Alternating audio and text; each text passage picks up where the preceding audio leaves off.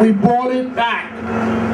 And we brought it back because all the guys here that went out and stepped on that football field and gave up their body for the love of the game.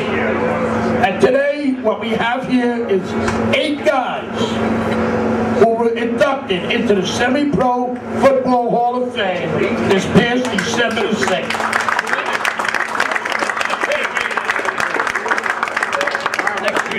And in the order that we have here, Matt, come up here, please, Matt.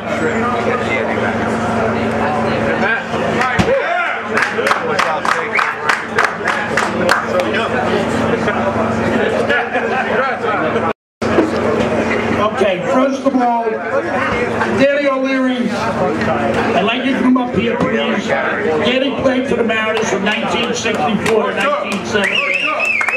Danny's going to do the presentation for Mickey Walsh. Budgie!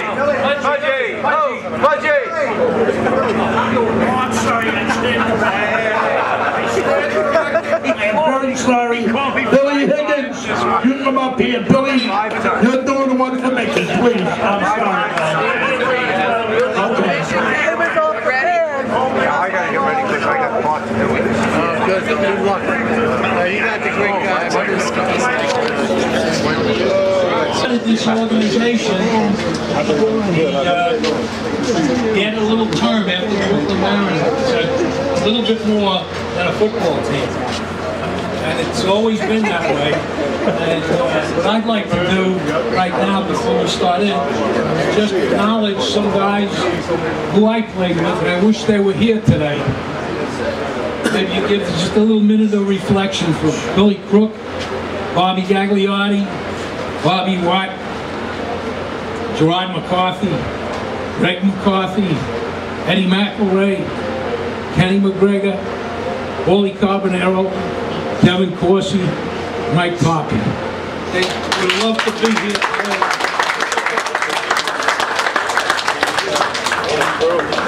Give them a minute.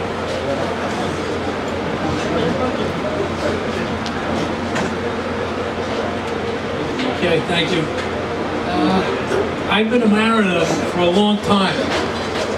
Going back, when I played was 1965 to 1972.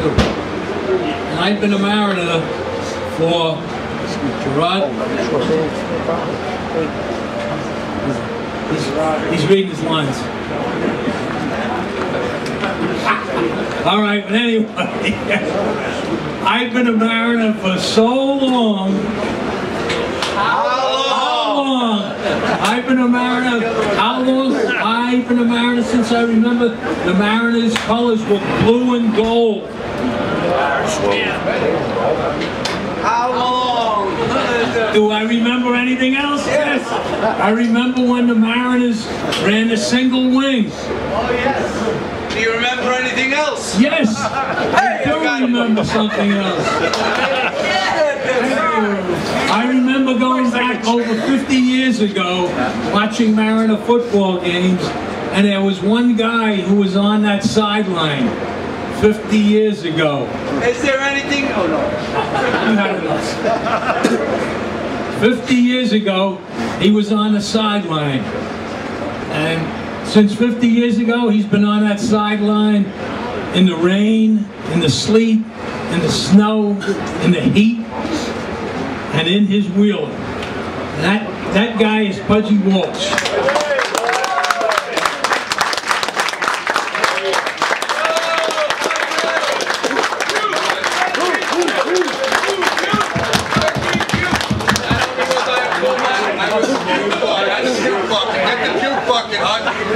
Just to give you a little history, when we were in those early on games that I watched and played, and Pudgy was up and down the sidelines, very nervous before the games, panting.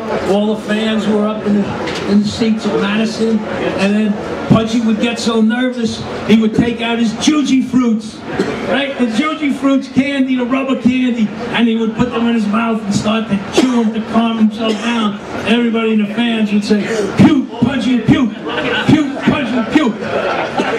Pudgy certainly obliged us every time. hockey, but that's how we started out. And when I came on board in '65, I had played for Midwood High School. Any middies here? No? Yes. We always beat Madison, don't you, right? And a couple of years in the Bay Ridge Football League, and then I said, okay, time to come up and play with the big boys, with the Mariners. And I came out for the Mariners, and I remember my first practice scrimmage was at Marine Park, and I was playing linebacker, and there was a guy playing fullback who I had many contacts with that day. I remember because sometimes you guys might know, you hit some guy and this guy almost bowls you over and you get that little buzz, you know, and you kind of wake up and you go back. And I remember another time he ran into me so hard my fillings hurt, okay? And so I said, who was that guy? What was that guy's name? So they said, well, that was Mickey Walsh, number 44. And I remember that guy, and I remembered that name. And we became teammates, and became good friends. And then throughout the years, going back to that era, we had a tremendous offensive line. We used to call them pachyderms. You guys are Googling pachyderm. Pachyderm, you want to know what a pachyderm is? It's not a bowler, it's not a bowler or anything like that. But it's like elephants and rhinoceroses and hippos. And we had these guys on the line, and Danny the Crusher O'Leary was one of them. And that the entire league knew what we were doing. We were coming at you right between the tackles. And the guy that was carrying it for us was Mickey Walsh. And once they gave that ball to Mickey, with the pachyderms up front, you just saw the pile move. It constantly moved. And that's how it went in those days. I mean, later on, we had guys like Joe Gagliotti throwing the ball, and Harry Nespoli running around the end. But Mickey Walsh in those days was the toughest, hardest running back in the league. And that's the way it was. And Mickey played for several years. He played from 1959, I think, to 1973. And Mickey set several records with the Mariners. He was one of only 2 people to run back a touchdown over 100 yards. And Mickey held the Mariners scoring record until a couple of years ago when Brian McGee surpassed him. But Mickey had scored 108 touchdowns for the Brooklyn Mariners.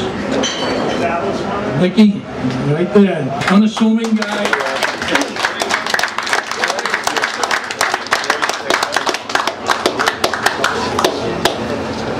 That's about it, please. I don't know how much more time you want to give me, but it was my pleasure to introduce Mickey.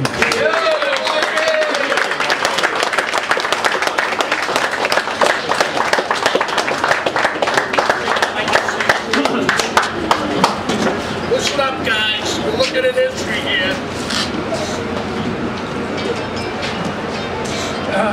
You get choked up. Even as old as I am. As old as I am, you still get choked up when you see your friends. And it's been many, many years, but my heart will always be with the Mariners. Thanks to many, many, many good friends, good players, good coaches, especially Pudgy. He gives his whole life to this team. And if it wasn't for his direction, guidance, love, the team would never exist. So thank you very much. This gives me a lot of good joy and appreciate it. Thank you very much.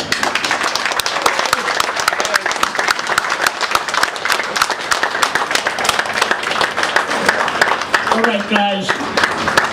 I'll handle this one. Unfortunately, Mike Goodwin, his wife, is on a blood thinner, and she started hemorrhaging from the nose today. But I'll tell you about Mike Goodwin. Mike Goodwin came with the Mariners in 1968. played until 1982, and then in 88 he started to coach. He was with the organization close to 28 years. Mike Goodwin, by far, the lightest, toughest, best center that ever played. He never made a bad snap. He had that step. At 6'3", he took on guys 300 pounds, completely shaved them and did a great job. And that's why Mike is going into the Semi-Pro Football Hall of Fame. Michael Goodwin, number 51. Timmy Murray, I'd like Tim Murray to come up here now, please. Timmy Murray is going to introduce. He's in the shitter. Talk about. What did he say? Here he comes. All right, Tim, I know it's going to come.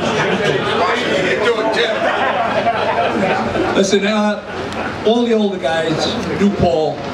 Paul started back in 1968 with the Mariners, and he was never really fast, but he played running back. And after a couple of years, he got a little slower, so I put him at defensive back.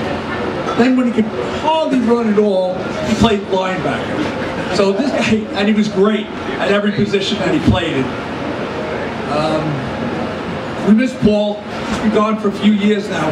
He kept the Mariners running. He was involved with the Mariners from 1968 to 1984. We're just making it up. 93. Okay, 93. I just missed. But when he wasn't playing, he was coaching. When he wasn't coaching, he was financially helping the team out. Anybody who knew him knew he was a really good football player. He was a much better person than he was a football player. I still miss him till this day. I know anybody who ever knew Paul would certainly miss him. Maybe we can just raise a glass and say Cabo.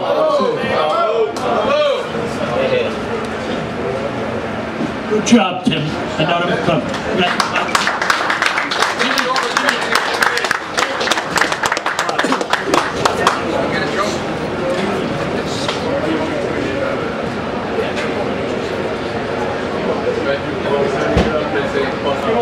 I'll handle this one.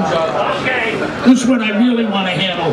Mike Goodwin's supposed to do it, but amongst you guys today is the royalty of semi-pro football. The man that would step on the field, look at the crowd, and say, I am going to beat you. The man that engineered the 26-0 deficit in Putin, New Jersey. The man that made Joe Namath look slow. The man who stepped on the field and just said, I am going to kick your ass, and there's nothing you can do about it. Standing here right now amongst us, the best quarterback ever to play for the Mariners is Mr. Joe Gagliardi, number 12. Good kid. Come on up here, Joe. We're talking about the man right here. Here we go, baby. Here we go.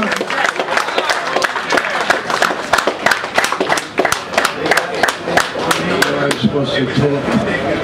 But anyway, you young members of the Mariners, thank you for continuing what we started many, many years ago. I love all of you guys here. It's all about the team, not me or anybody, one individual, not even Pudgy, who I never listened to as long as I listened. I never used the play he sent in. I've almost walked off the field because of him.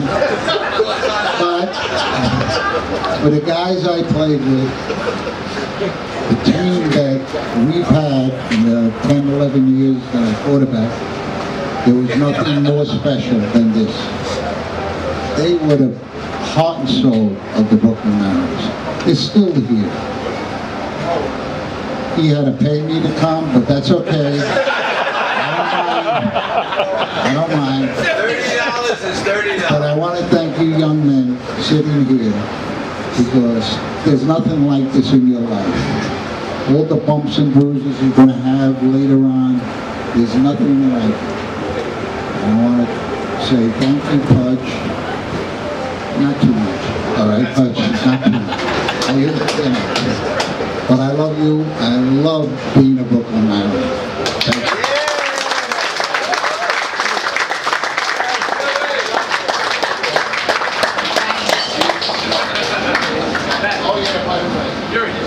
We've changed a little bit since I was a player. And the next time you play that Irish music, you'll never see me again. I'm just telling you right now, forget it. It's a new time. Great job, Joe. Danny O'Leary. Danny, unfortunately, Bill Ahern was such an integral part of this, and still is. Danny O'Leary's going to come up here right now. Billy was inducted into the Semi-Pro Football Hall of Fame, so unfortunately, due to matters beyond our control, he went on a trip with his wife and kids and grandchildren. But Danny's going to do the talk on him. Oh, Danny! How you doing, folks? I had the privilege of playing with Pudgy from 1964 to 1978. I played with a lot of great people. I played with Mickey Walsh. I played with another real tough fullback who's standing right next to me, Gerard McGregor. I remember 1966. We got married on Saturday. Played in our championship game on Sunday.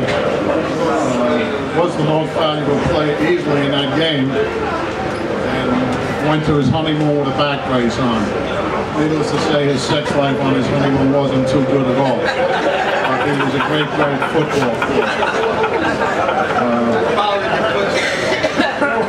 Billy Ahern came on the Mariners in 1969. He played until 1982, so I played a good many years with him. Billy was the type of linebacker like Billy Higgins and Richie Kanzler that you loved playing with them and hated practicing against them. They were all tough guys. Good football player. Billy played for Kings Point, for George Paterno, the brother of the legendary coach Joe Paterno. As a matter of fact, Billy was known as the Mole, and he got that nickname when George Paterno was looking at Kings Point tapes, and he said that linebacker goes in so low. What is he, a mole? But Billy was a tough guy. He played for the Mariners all those years, and then he came on the fire department in 1973, and he played for the fire department from 74 until 82, I think. And I used to hate playing against him and Kenny McGregor, God rest his soul. Kenny would be playing defensive tackle for the fire department, and Billy would be the middle linebacker. And they'd give you some beating, even though you were friends.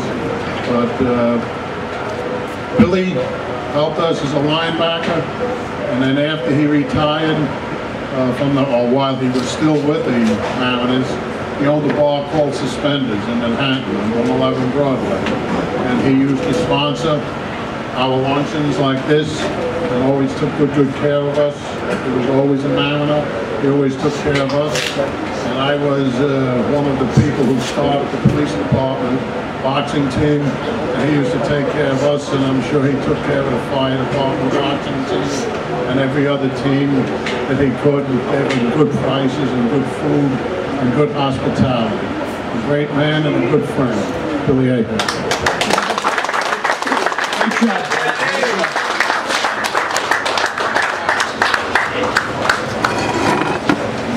All right, I'd like one of my main men here who worked with me for 28 years come up here for a presentation. Rich Visco, will you please come up? Richie is going to talk about Jerome Rester. And when you talk about a D-back, you talk about a D-back. Put your glasses on. Glasses, and I have some chicken scratch here. Need the light? Need light? Let there be light. You wrote that whole page? Okay. Hey, hi guys. It's my honor and pleasure here to introduce the next Hall of Fame inductee. This player played for 10 years for the Mariners, and I was already on a team a couple of years, and I didn't really know him that well. We only became friends after he joined the team, and he already carried a legendary status. He didn't even step on the field as a Mariner, but he was a local guy who played multiple sports, and while I believe baseball was his passion, he joined the Mariners, and he joined the team as we were just getting good. This is a team back in the 80s. So I was on in 83, I think in 85 we really started getting some national recognition. So he joined the team then, and he became an integral part of the defense that was already a great run stopper. But when the teams had to go to the air, it was lights out. Jerome played 10 years and had an incredible 100 interceptions.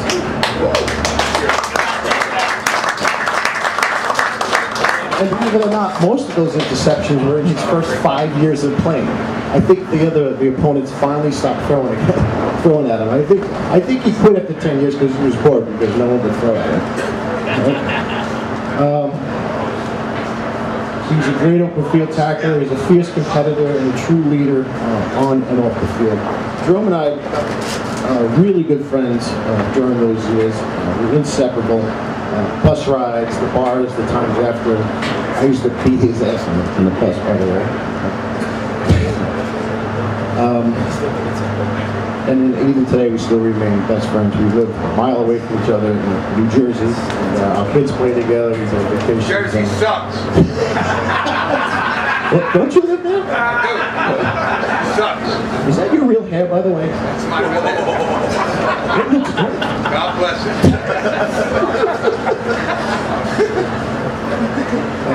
So, look, I'm just happy to introduce my best friend, Jerome Resker, 2014 Hall of Fame inductee.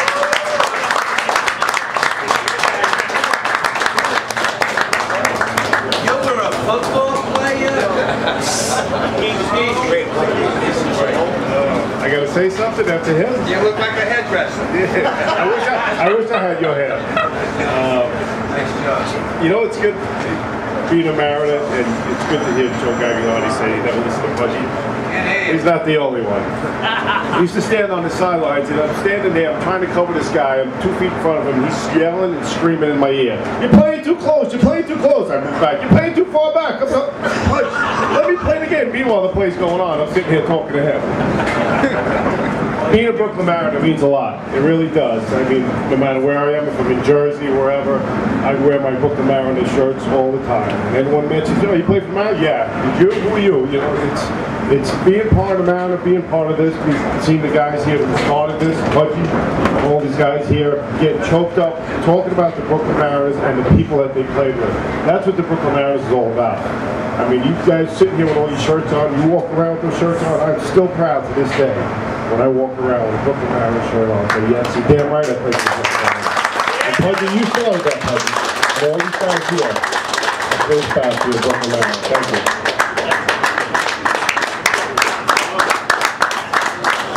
All right, guys, okay. Brian McGee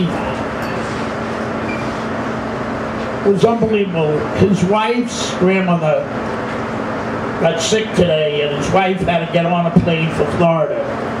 So I'd like my son John to come up here now, because he played 4 years at Hofstra University with Brian, and talk about Brian.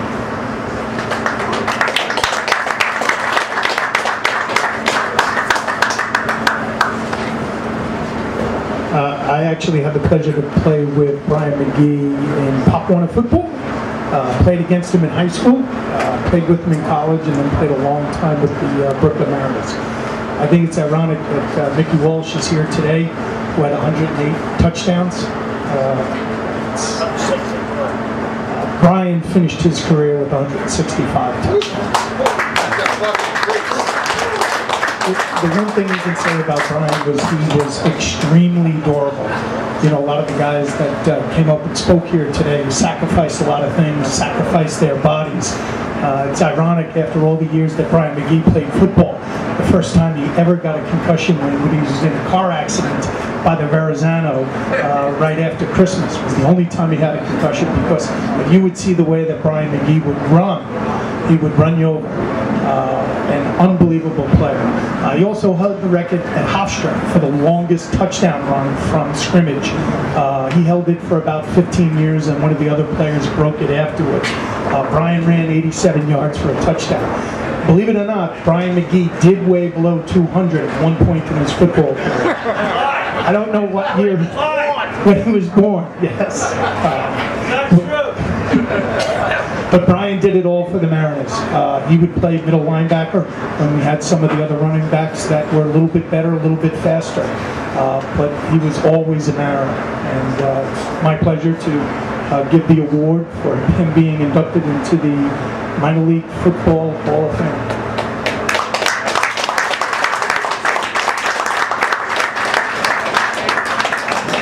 I would like Jack Plant.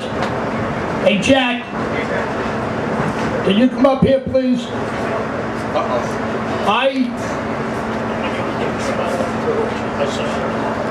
All right, the next one I'm not going to do, guys, because I break up emotionally. So Jack's going to do it. Well, I've given the pleasure of announcing that Spike John Walsh will be inducted into the Semi-Pro Football Hall of Fame. I saw Spike play when he was a little kid, and he got the name, spiking the ball in Marine Park playing for the Hurricanes. I saw him play in high school and college. And then when I saw him playing on the Mariners, he was sitting up at Midwood, and I said, let me see, I know he had he was like third in the country or second in the country. At one time he was first in the country in running back punts in college football. So I'm sitting up in the stands, and I'm looking down, and I said, let's see how Spike runs back punts here. He caught the ball. I thought the camera was like speeded up, like it was extra fast. I said, that doesn't look normal. I couldn't believe how fast he was. I don't know what his stats were. How many touchdowns did he, punts, how many punts did he run? Somewhere between 38 and 58. 38 and 58, something like running back punts. John, he played, I saw him play on the Mariners. He played running back, he played defensive back, ran back punts, and ran back kickoffs. He played for 18 years. 18 years, he was durable. I was amazed that he never seemed to get hurt. Tough, every game, full speed, and numerous positions. He was a tremendous asset for the Mariners. They had some great years when he played. They were national champions, and it had a lot to do with him and playing with Jerome in the different positions that John played. So here's John Walsh.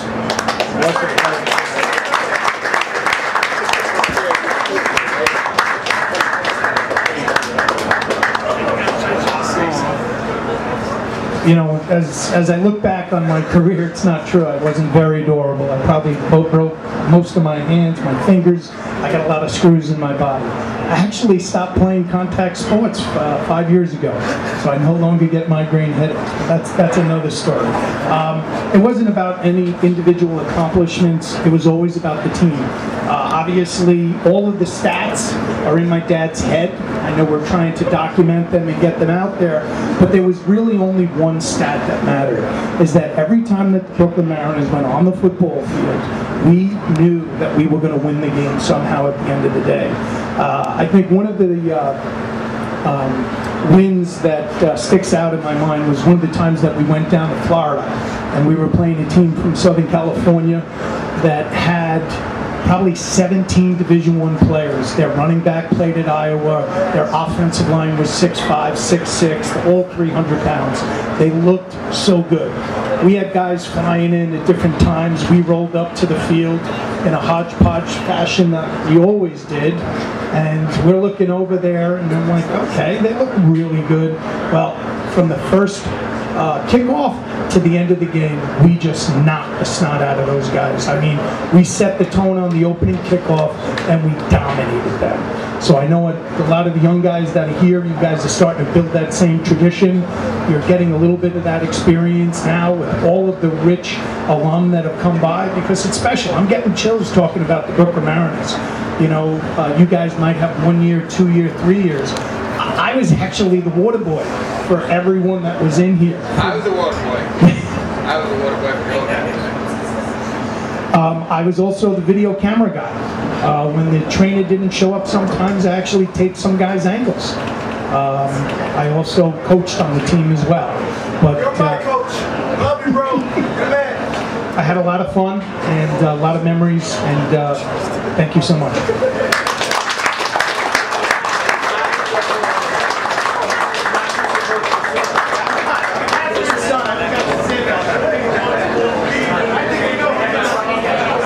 Hey guys, listen up please. We have a lot of people. Eddie McElray, from the inception of the Brooklyn Mariners, was a player till 1970 and then coached until his untimely death 2.5 years ago. And we have named an award. Last year Bill Ahern received it, and this year we have a guy up here who's going to receive it. People don't know, this guy, even though he lives way out Long Island, always had my back and always stood up everything for the red, white, and blue of the Brooklyn Mariners. So the Eddie McElray Award this year goes to Gerard McGregor.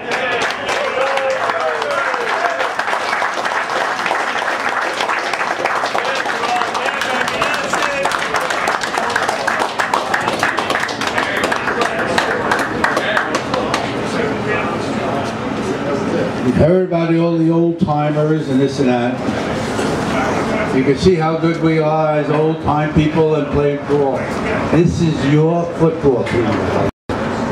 When you could talk about Eddie McElray, over 50-something years with the Mariners, and you all know him. I'm going to stop. Give me a chance.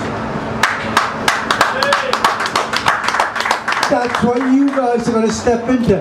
And I don't know all of you, but I'm going to talk about you because I ain't dying for a while. Because you've been here 40 years and 50 years and Pudgy over 50, I'm there 50. Eddie McElray. What am I going to say about it? I'm getting an award from Eddie McElray. I didn't do nothing. He was the best player, best coach. The greatest guy going. Thank you.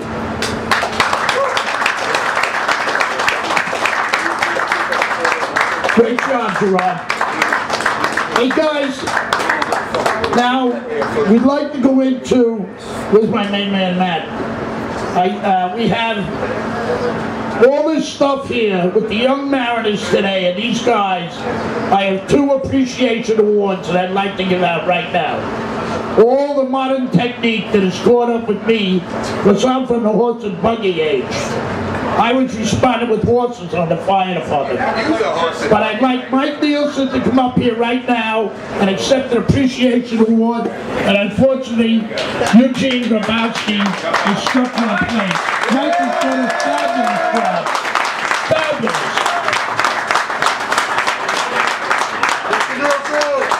Thank you, guys. I really feel very honored to make a contribution to this amazing organization. My son is the reason I'm here, Patrick. And they've only been around for a year, for 1 season. But it's an amazing thing to look at historically and think about the history of this organization from 1957 until now. The championships that you've won. I just find it a great honor to be somebody who can make a contribution. Thank you, President. All right. All right. Hold on, we got a clock here right here now. Now Eugene is stuck on a plane, but let me tell you, I'll say words for Eugene. He showed up, and Richie Visco can attest to this. What the man has done for us in every way. He's a human rule book on the sidelines, knows everything, and financially he helps us out. And that's why Eugene is receiving the Appreciation Award. All right, now guys, now we go to the present team of the Brooklyn Mariners. All right? This is the club that put this this organization back on the map. These kids went in, they lost their first 2 games, they turned around, they won 9 out of their next 10. Should have been 10 in a row. So let me tell you something. And they are the heart and soul of this organization. And you better believe it, and we're kicking ass this year with the guys that are coming in. And there are guys right now going to receive awards. Awards. I'd like the following ball players to come up here and accept them. Justin Green, linebacker. Terrence Turner, offensive lineman.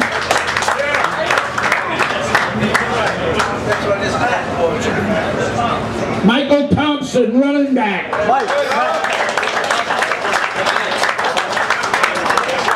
Michael Potter, linebacker.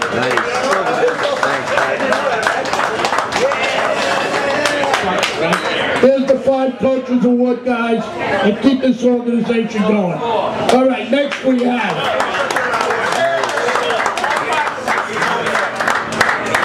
All right, guys, we had a tremendous team, and these guys deserve appreciation.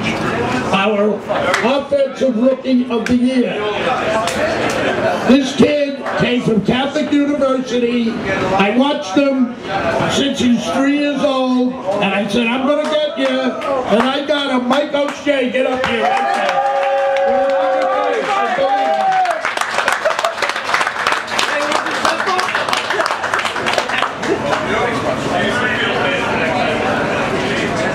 Okay, another kid played college ball, came down, brought his father too, and this kid played one hell of a game for us. Defensive Rookie of the Year, Pat Nielsen.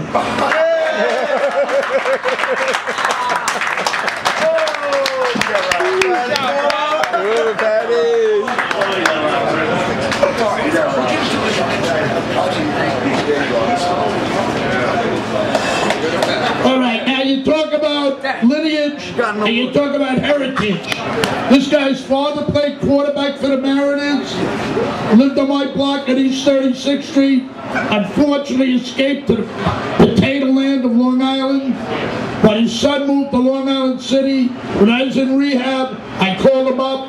He says, I'm tired of lifting weights. Count me in. And this guy came down, one hell of a linebacker. And the defensive MVP for the Brooklyn Mariners, Jimmy Smith.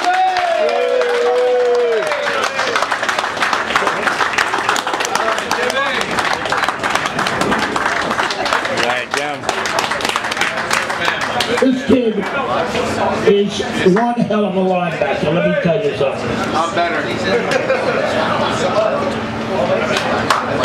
Very good. Okay, guys, now when you talk about the franchise, the next guy, I'm laying in rehab on my back, 65 days, and I said, I am rebuilding this team.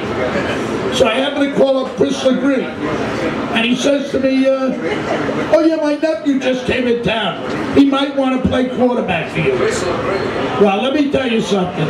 This kid came down, and did he play quarterback? He was the franchise.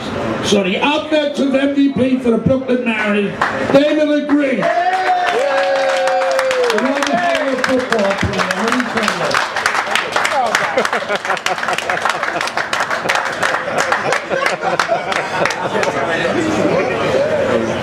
And as big as he is, he's faster. He's faster.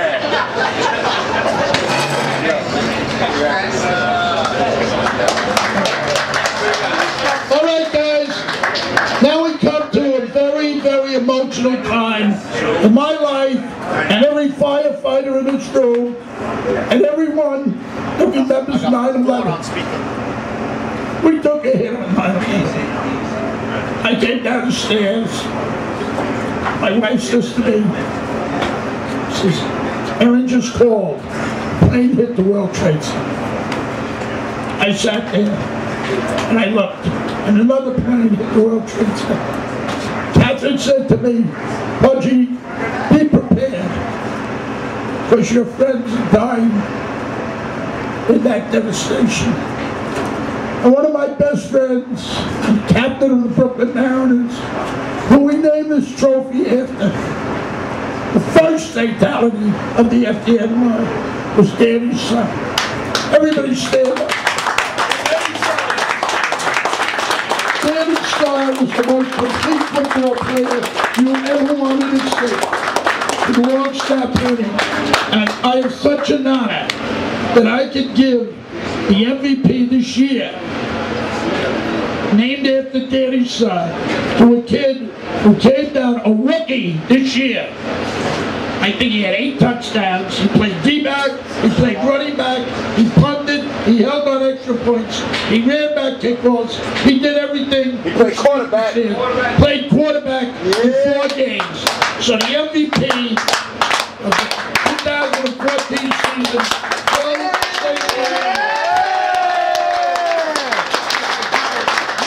one hell of a football player.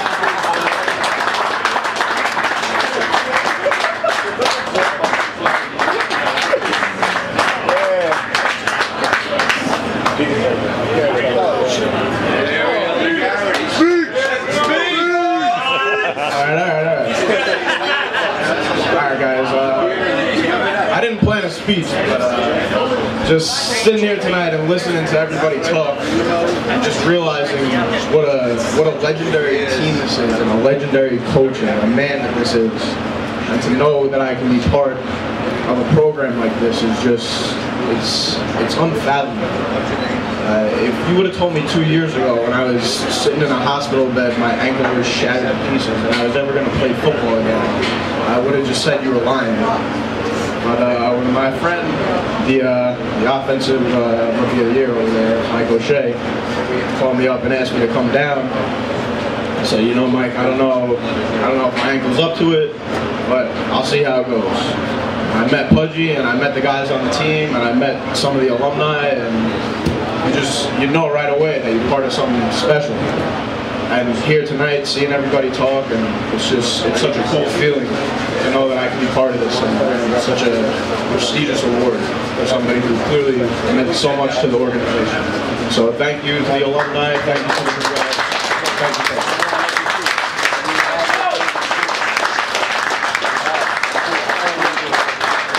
Hey guys, in closing, I just want to thank this little guy right here, Matt Fury, Mike O'Shea, Buzz Mignon, these guys that stepped up for this organization, Marine Park guys who stepped up and brought the life back into this organization. Anyone here, send the word out. The Brooklyn Mariners are back. And April the 4th, we will play the FDNY. Steven, you better have your team ready, because we're going to be ready. Thank you so much, guys. I love you all.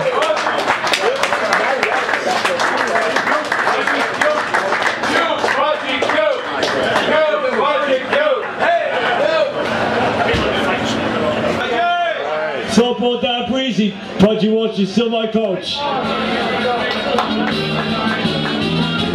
And this is baby. Palmer is a marginal ball player.